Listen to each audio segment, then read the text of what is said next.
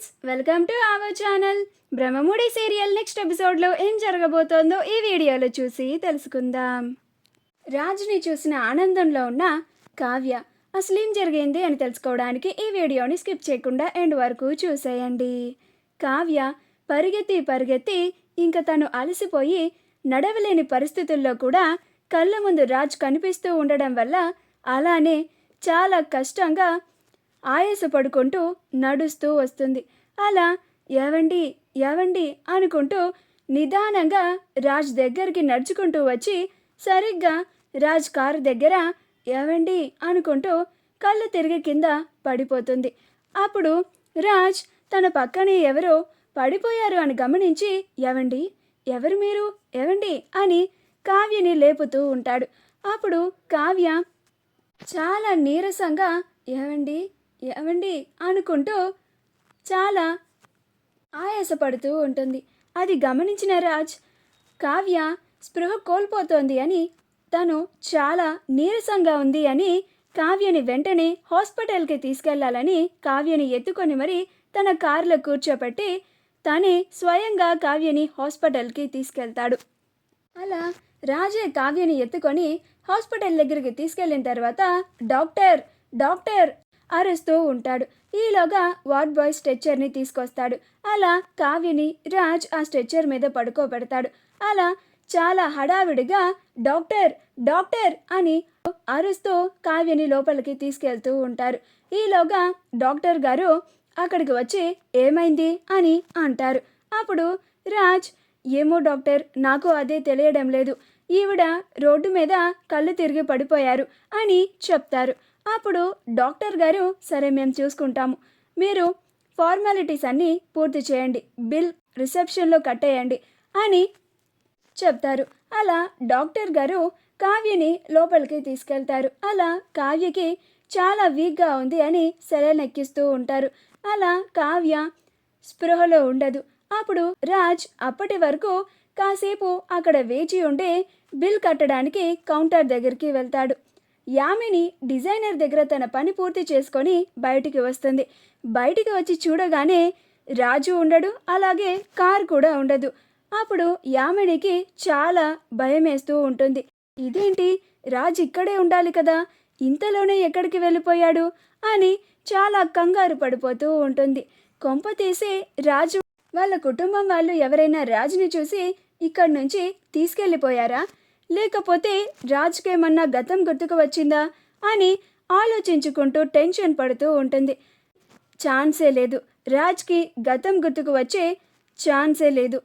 వాళ్ళ కుటుంబం వాళ్ళు ఎవరు చూసి ఉండాలి, వెంటనే రాజ్ ఎక్కడున్నాడో కనిపెట్టాలి, లేకపోతే నా రాజు నాకు దూరం అయిపోతాడు అని చాలా కంగారు పడుకుంటూ ఆ చుట్టుపక్కలంతా వెతుకుతూ ఉంటుంది. ఎక్కడ చూసినా కానీ రాజ్ అస్సలు కనిపించడు. అలా యామిని రాజ్ ఎక్కడికి వెళ్ళి ఉంటాడు అని చాలా కంగారు పడిపోతూ టెన్షన్ పడిపోతూ ఉంటుంది. అలా యామినికి మర్చిపోయాను, బావ దగ్గర మొబైల్ ఉంది కదా, ఒకసారి కాల్ చేసి చూద్దాం అని యామిని రాజ్కి కాల్స్ చేస్తూ ఉంటుంది. రాజ్ యామిని చేస్తున్న కాల్స్ని రిజెక్ట్ చేస్తూ ఉంటాడు. తను హాస్పిటల్లో బిల్ కట్టడం వల్ల బిజీగా ఉండడం వల్ల అలా యామిని ఎన్ని కాల్స్ చేసినా కానీ అస్సలు లిఫ్ట్ చేయడు. అప్పుడు యామిని ఇంకాస్త టెన్షన్ పడిపోతూ ఉంటుంది. ఇదేంటి, బావ నా కాల్స్ని కూడా ఎత్తడం లేదు, అసలు ఎక్కడికి వెళ్ళాడు అని చాలా కంగారు పడిపోతూ చాలా టెన్షన్ పడుతూ ఉంటుంది. అలానే ఆ చుట్టుప్రక్కలంతా వెతుకుతూ ఉంటుంది. కావ్య స్పృహలోకి వస్తుంది. స్పృహలోకి రాగానే నర్స్ మా ఆయన ఎక్కడా అని అడుగుతుంది. అప్పుడు ఆ నర్స్ ఎవరమ్మా, నిన్ను ఈ హాస్పిటల్లో జాయిన్ చేసినవారా అని అంటుంది. అప్పుడు కావ్య అవును నర్స్, ఆయనే మా ఆయన అని అంటుంది. ఎక్కడున్నారు అని అడుగుతుంది. అప్పుడు నర్స్ మీ ఆయన బిల్ పే చేస్తున్నారమ్మా అని అంటుంది. అప్పుడు కావ్య ఎక్కడ నర్స్ అని అంటుంది. అప్పుడు నర్స్ రిసెప్షన్ దగ్గరమ్మా, బయటికి వెళ్ళి లెఫ్ట్ తిరిగి స్ట్రైట్గా వెళ్ళండి అని చెప్తుంది. అప్పుడు కావ్య వెంటనే బెడ్ దిగి వెళ్ళిపోతూ ఉంటే అప్పుడు నర్స్ అమ్మా ఆగండి, మీకు సెలైన్ పెట్టారు కదా, మీరు కొంచెం రెస్ట్ తీసుకోవాలి అని అంటుంది. అప్పుడు కావ్య లేదు నర్స్, నేను వెంటనే మా ఆయన దగ్గరికి వెళ్ళాలి అని పరిగెత్తుకుంటూ రాజ్ని వెతుక్కుంటూ కౌంటర్ దగ్గరికి వస్తూ ఉంటుంది.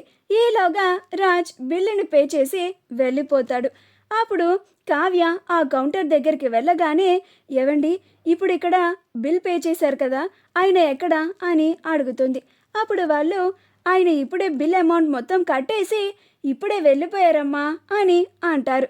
అప్పుడు కావ్య, అవునా వెళ్ళిపోయారా అని చాలా కంగారుగా బయటికి పరిగెడుతూ ఉంటుంది. బయటికి వచ్చేసరికి రాజ్ కారులో వెళ్ళిపోతూ ఉంటాడు. అప్పుడు కావ్య ఏవండి ఏవండి అని పిలుస్తూ ఉంటుంది. అయినా కానీ రాజ్ కారులో వెళ్ళిపోతూ ఉంటాడు. అప్పుడు కావ్య, పోనీలేండి, నేను మీ మీద పెట్టుకున్న నమ్మకం మీరు బ్రతికే ఉన్నారు అని ఈరోజు రుజువయ్యింది. నా కళ్ళతో నా భర్తని ఈరోజు చూశాను. నాకిప్పుడు చాలా సంతోషంగా ఉంది. త్వరలోనే మీరు ఎక్కడున్నారో నేను తెలుసుకుంటానండి. నేను మిమ్మల్ని మన ఇంటికి తీసుకొచ్చేస్తాను అని చాలా సంతోషపడుతూ ఉంటుంది. అలా కావ్య యాదగిరికి కాల్ చేస్తుంది. అప్పుడు యాదగిరి కావ్య కోసం హాస్పిటల్ దగ్గరికి వస్తాడు. అలా కావ్య కారులో ఇంటికి వస్తూ ఉంటుంది. రాజ్ తిరిగి మళ్ళీ యామినిని దించిన చోటుకి వెళ్తాడు.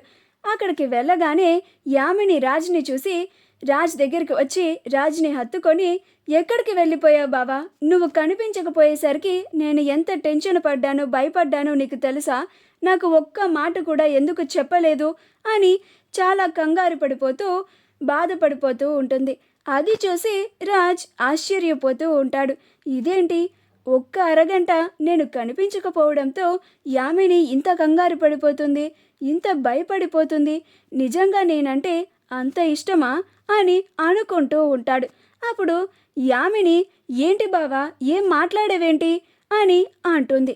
అప్పుడు రాజ్ ఒక ఆవిడ కళ్ళు తిరిగి పడిపోతే ఆవిడని హాస్పిటల్లో జాయిన్ చేసి వస్తున్నాను యామిని అని అంటాడు. అప్పుడు యామిని, ఆ విషయం నాకు కాల్ చేసి చెప్పొచ్చు కదా, పోనీ నేను కాల్స్ చేసినప్పుడైనా నా కాల్ని లిఫ్ట్ చేయొచ్చు కదా బావా, ఎంత కంగారు పడతానో ఒక్కసారైనా నా గురించి ఆలోచించావా అని అంటుంది. అప్పుడు రాజ్ అక్కడ ఫార్మాలిటీస్ అన్నీ పూర్తి చేస్తూ, ఆ హడావిడిలో నేను నీ కాల్ని లిఫ్ట్ చేయలేదు యామిని, ఐఎమ్ సారీ అని అంటాడు. అప్పుడు యామిని, ఇంకొకసారి ఇలా చేయకు బావా, ఒక్కసారిగా నువ్వు కనిపించకపోయేసరికి నా గుండె ఆగినంత పనైపోయింది అని అంటుంది. అప్పుడు రాజ్, అలాగే యామిని, ఇంకొకసారి ఇలా చేయను, నీకు ఖచ్చితంగా చెప్పే వెళ్తాను అని అంటాడు. అప్పుడు యామిని, అలా అయితే ఓకే అని వాళ్ళిద్దరూ తిరిగి వాళ్ళ ఇంటికి వెళ్ళిపోతూ ఉంటారు. మా వీడియో కనుక మీకు నచ్చినట్లయితే లైక్ చేయండి, షేర్ చేయండి, మా ఛానల్ని సబ్స్క్రైబ్ చేసుకోండి, పక్కనే ఉన్న బెల్ ఐకాన్ని క్లిక్ చేయడం మాత్రం మర్చిపోకండి.